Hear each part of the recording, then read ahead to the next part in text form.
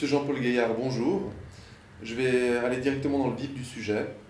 Y avait-il une ambiance propice à l'innovation, qu'elle fût technologique ou commerciale, chez Nestlé au début des années 80? Franchement, non, pas vraiment. Si on parle du cas spécifique Nespresso, qu'on est là pour ça, non, je dirais que au contraire, c'est quelque chose qui s'est développé un peu comme un champignon dans le noir, un peu par hasard. L'ambiance était pas propice à l'innovation, en tout cas en ce qui concerne Nespresso. Elle était peut-être propice à l'innovation générale dans le groupe Nestlé, ça je ne sais pas. Mais en ce qui concerne Nespresso, pas du tout. Au contraire, ça a été un sujet qui était un sujet à controverse jusqu'à sa réussite dans indiscutable vers le milieu des années 90, 93, 94. Donc vous avez été recruté par Nestlé en 1986.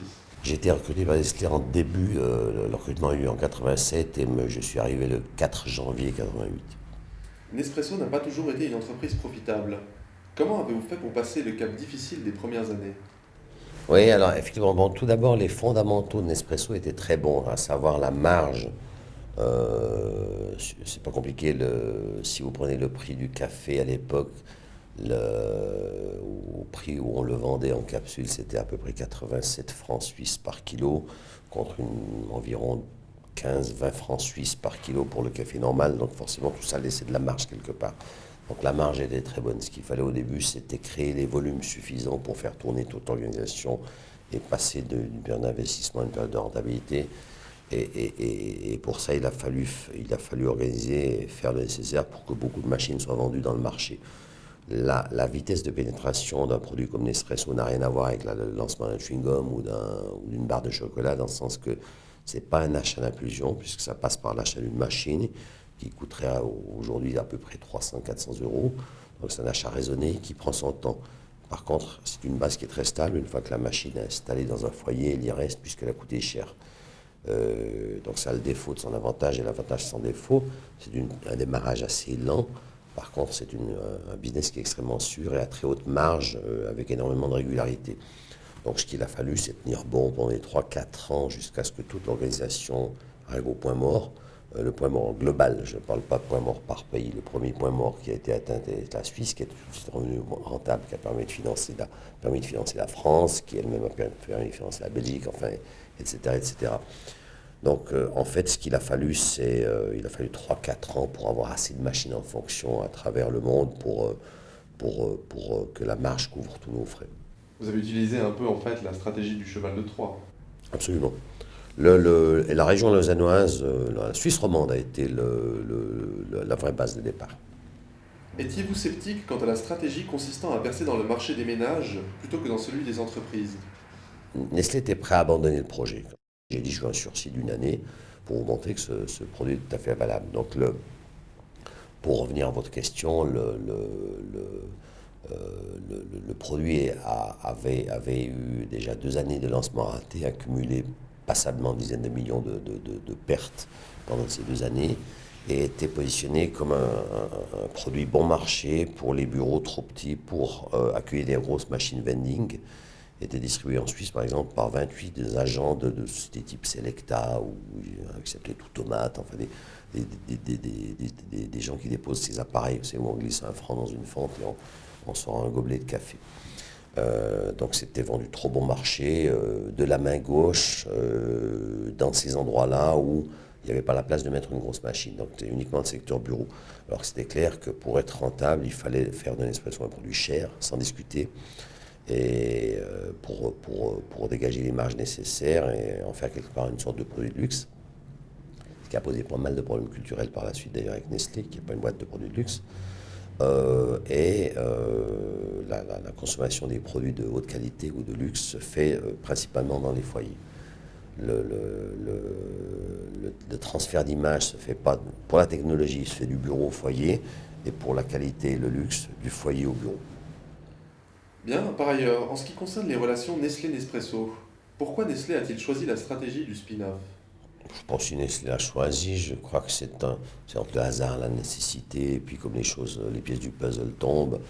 Tout d'abord, c'était dans un département dit food service, c'est-à-dire collectivité CHR ou Horeca chez Nestlé. Ça n'a pas marché. Personne ne voulait le toucher, ça a fini un peu en spin-off. Moi, j'ai amené les bureaux à Puy en signant un bail avant qu'on me donne l'autorisation. Et puis, c'est devenu une stratégie, en fait. C'est par, vous avez comme une boule qui tombe, puis qui arrive au bon endroit. C'est devenu une stratégie plutôt par un concours de circonstances. C'est plutôt une post-rationalisation d'en faire une stratégie. Après, forcément, c'est comme pour beaucoup de choses, ça devient une stratégie, comme le papier buvard. C'est le type qui s'était trompé dans un bain de papier, tout d'un coup, ça tombe sur une tache d'encre, et puis ça boit l'encre, et on se rend compte qu'on a inventé le buvard. C'est un peu ce genre de situation. Donc c'est une... Stratégie heuristique, on pourrait dire. Oui, voilà, absolument. Est-ce que par la suite, Nestlé a tenté de réviser cette stratégie?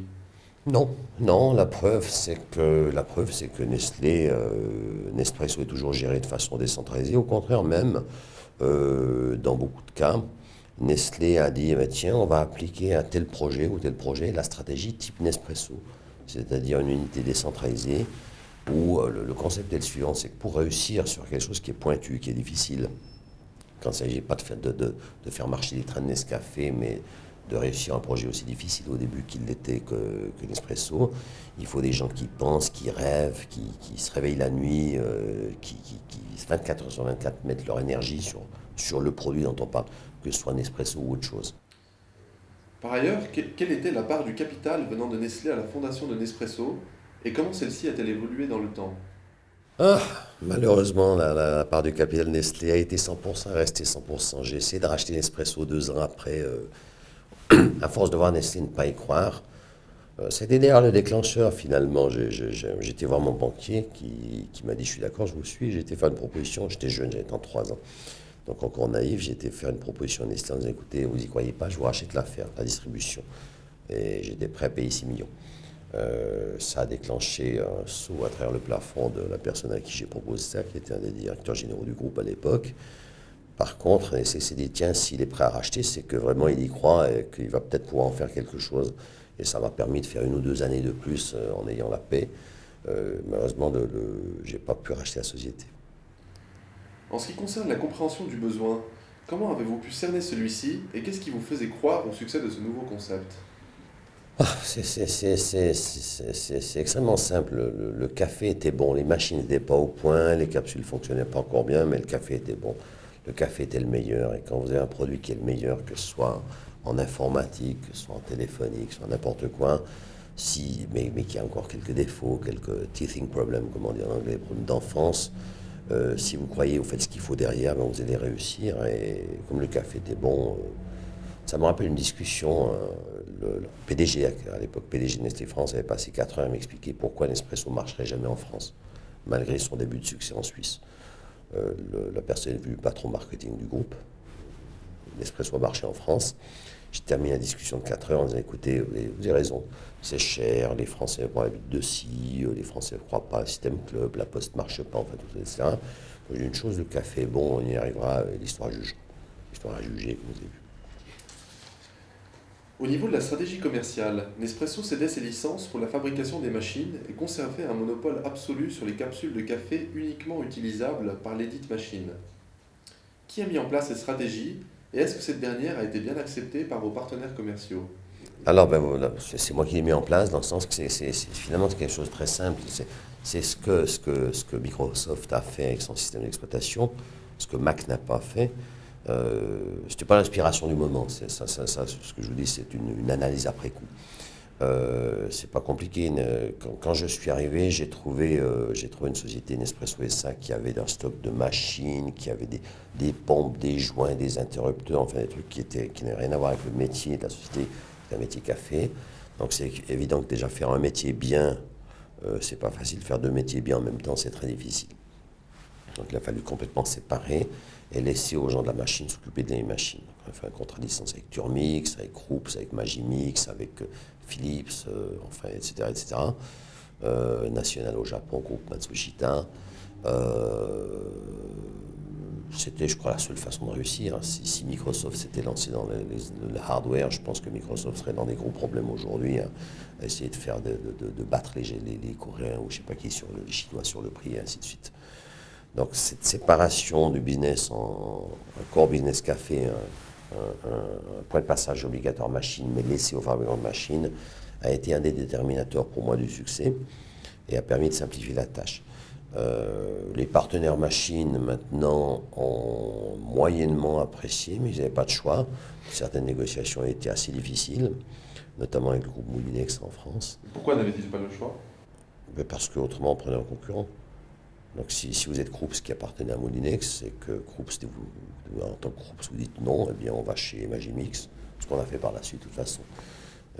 On a étendu les licences de système à beaucoup de fabricants pour verrouiller, si vous voulez, la prise sur le marché. Pour qu'il n'y ait pas de monopole d'un partenaire commercial qui fabrique des machines. Et pour bloquer la concurrence, pour bloquer la possibilité d'entrer pour un concurrent, puisque les contrats étaient exclusifs. C'était OK en droit européen, ensuite ça a changé. À l'époque, c'était quelque chose qui passait. Alors, les partenaires appréciaient moyennement, mais finalement, tout le monde s'y retrouvait. Donc, bien qu'appréciant moyennement au plan psychologique, au plan financier, au plan économique, c'est quelque chose qui a été très intéressant pour Nespresso et très intéressant pour les partenaires machines. Au niveau de la propriété intellectuelle, comment les innovations du système Nespresso ont été protégées? Y a-t-il beaucoup de risques de contrefaçon? Écoutez, alors protection, d'abord il y a protection par brevet, c'est quelque chose que j'ai encore mieux compris en faisant les négociations avec Matsushita, le système de brevet à la japonaise. C'est que vous avez un brevet et puis vous en mettez 36 autour, qui servent peut-être à rien, mais qui rendent quelque part la contrefaçon ou le contournement, plutôt pas la contrefaçon, le contournement de votre brevet, très difficile. Autrement dit, vous créez un maquis de brevet. Voilà, absolument, oui, un rideau de fumée de brevet. Voilà. Pour protéger un ou deux brevets essentiels. Mais la meilleure protection à long terme reste l'innovation permanente et d'être toujours le low-cost producteur de l'industrie. C'est-à-dire que toute chose étant égale, il faut être toujours celui qui produit le moins cher. Parce que finalement, le muscle vient de la marge que vous pouvez générer. Et le muscle, soit pour faire du marketing, soit pour faire de la recherche, soit pour mieux industrialiser, enfin ainsi de suite. Et je dirais que la vraie protection, c'est le succès dans le marché. Et le succès dans le marché vient de la capacité d'être un low-cost producer, quoi qu'il arrive. Est-ce que vous pensez qu'aujourd'hui, il y a des concurrents sérieux de Nespresso sur le même marché? Ça commence. Nespresso avait passablement d'avance, a toujours passablement d'avance, mais il y a par exemple, je ne sais pas si vous connaissez le produit, il s'appelle Senseo en France, Senseo Crema hors France. C'est une joint venture entre Philips et Dow Egberts. Donc Dow Egberts, c'est le groupe Sarali, dans le café aussi. C'est un projet qui avait été initié par Nespresso et que Nespresso n'a pas voulu suivre, donc Philippe s'est retourné vers Sarali, Dow Egberts. Alors écoutez, Philips a vendu 3 millions de machines en 2 ans sur l'Allemagne et la Hollande, donc visiblement pour eux c'était un bon début de succès aussi. Donc les positions vont tranquillement changer. Maintenant, dans le domaine de l'express, il y a aussi une segmentation de la façon de consommer le café. Il y a l'express, il y a le café long, sous pression, il y a le café filtre, etc. Et dans le domaine de l'express, Nespresso a toujours une très bonne avance. Mais aucune avance, aucun acquis est éternel, comme vous le savez. Quels étaient alors vos efforts pour conserver une longueur d'avance? Alors, les efforts ont été dans des améliorations de la capsule, simplification permanente de l'outil de production, du produit lui-même, la sortie de nouvelles machines, la fiabilisation, la diminution des coûts et surtout la recherche de produits qui devaient succéder à Nespresso, qui n'ont pas été lancés pour des raisons qui sont en plus apposées à Nestlé aujourd'hui. Moi personnellement je les aurais lancés, c'était prêt et les tests étaient bons. L'idée de faire un produit de masse, un produit filtre, mais bon, ça c'est autre chose. Mais je dirais que quelque part il y avait je pense qu'il y a toujours une volonté permanente de se dépasser. Il ne faut jamais se contenter de l'acquis, il faut toujours aller plus loin dans tous les domaines, que ce soit marketing, recherche, production, service et ainsi de suite. Donc un effort permanent quelque part, justement cette pression permanente sur l'amélioration